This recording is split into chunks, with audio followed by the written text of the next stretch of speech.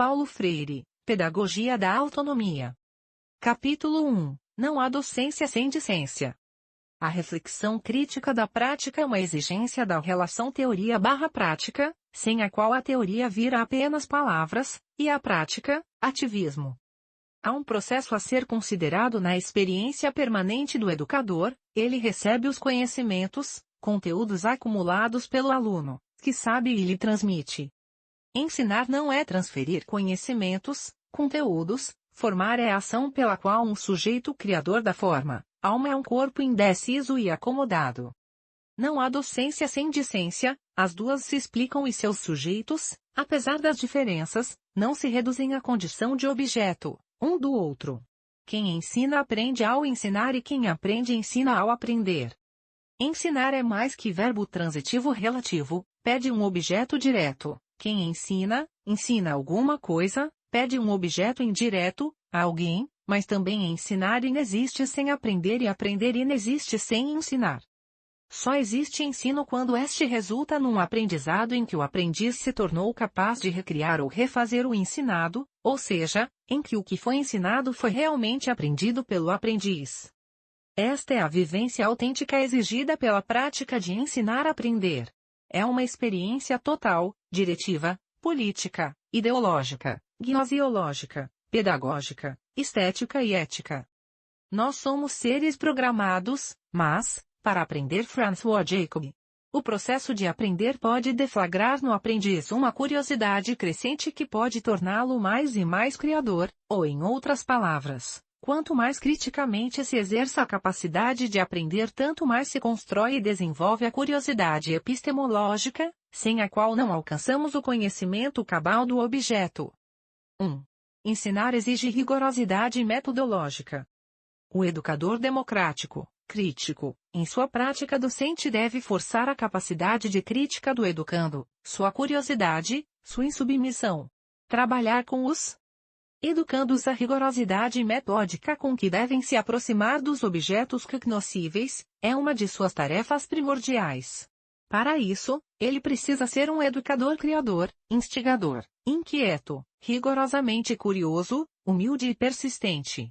Deve ser claro para os educandos que o educador já teve e continua tendo experiência de produção de certos saberes e que estes não podem ser simplesmente transferidos a eles.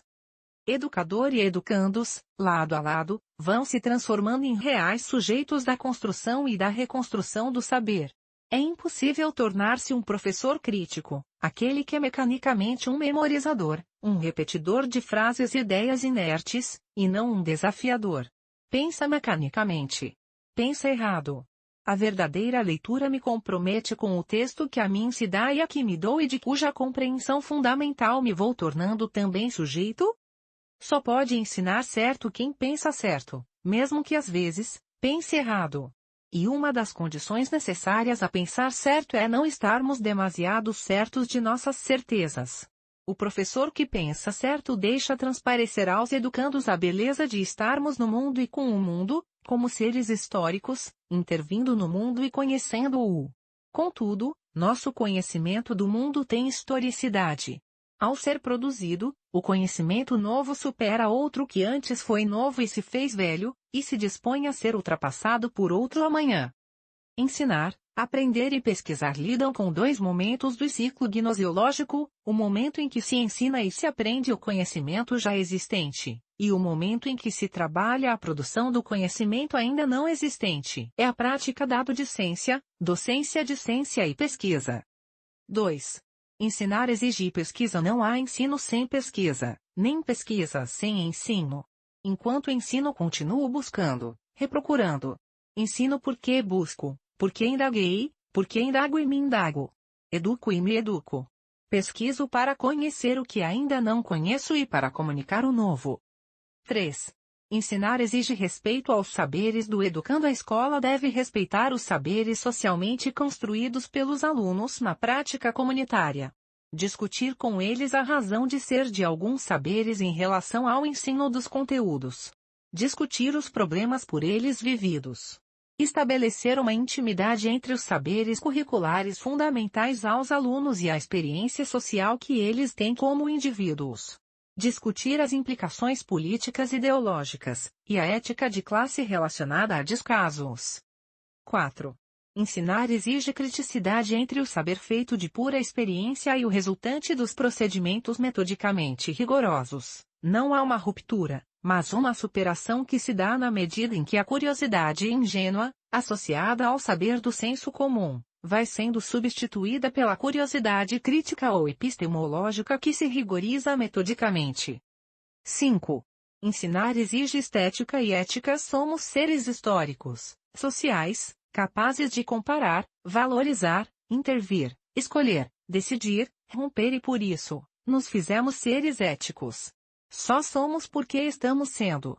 Transformar a experiência educativa em puro treinamento técnico é amesquinhar o que há de fundamentalmente humano no exercício educativo, o seu caráter formador.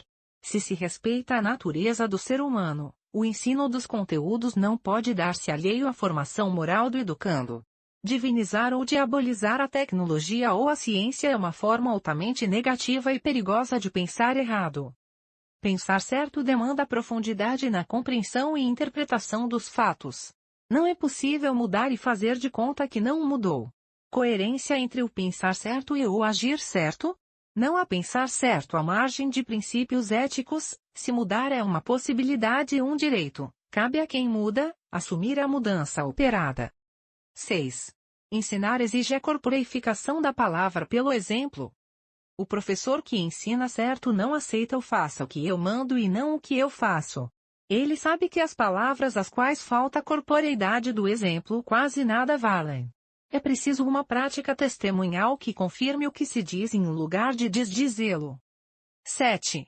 Ensinar exige risco, aceitação do novo e rejeição a qualquer forma de discriminação. O novo não pode ser negado ou acolhido só porque é novo, nem o velho recusado, apenas por ser velho. O velho que preserva sua validade continua novo. A prática preconceituosa de raça, classe, gênero ofende a substantividade do ser humano e nega radicalmente a democracia. Ensinar a pensar certo é algo que se faz e que se vive enquanto dele se fala com a força do testemunho, exige entendimento co-participado. É tarefa do educador desafiar o educando com quem se comunica e a quem comunica, produzindo nele compreensão do que vem sendo comunicado. O pensar certo é intercomunicação dialógica e não polêmica. 8. Ensinar exige reflexão crítica sobre a prática. Filosofia envolve o movimento dinâmico, dialético entre o fazer e o pensar sobre o fazer. É fundamental que o aprendiz da prática docente saiba que deve superar o pensar ingênuo, assumindo o pensar certo produzido por ele próprio, juntamente com o professor formador. Por outro lado, ele deve reconhecer o valor das emoções, da sensibilidade, da afetividade, da intuição. Através da reflexão crítica sobre a prática de hoje ou de ontem é que se pode melhorar a próxima prática.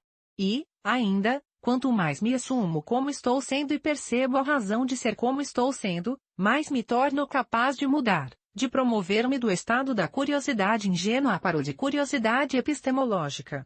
Decido, rompo, opto e me assumo. 9. Ensinar exige o reconhecimento e a assunção da identidade cultural. Uma das tarefas mais importantes da prática educativo-crítica é propiciar condições para que os educandos em suas relações sejam levados a experiências de assumir-se como ser social e histórico, ser pensante, transformador, criador, capaz de ter raiva porque capaz de amar. A questão da identidade cultural não pode ser desprezada. Ela está relacionada com a assunção do indivíduo por ele mesmo e se dá, através do conflito entre forças que obstaculizam essa busca de si e as que favorecem essa assunção. Isto é incompatível com o treinamento pragmático, com os que se julgam donos da verdade e que se preocupam quase exclusivamente com os conteúdos. Um simples gesto do professor pode impulsionar o educando em sua formação e autoformação. A experiência informal de formação ou deformação que se vive na escola, não pode ser negligenciada e exige reflexão. Experiências vividas nas ruas, praças, trabalho, salas de aula, pátios e recreios são cheias de significação. Capítulo 2. Ensinar não é transferir conhecimento. Mas, Criar possibilidades ao aluno para sua própria construção.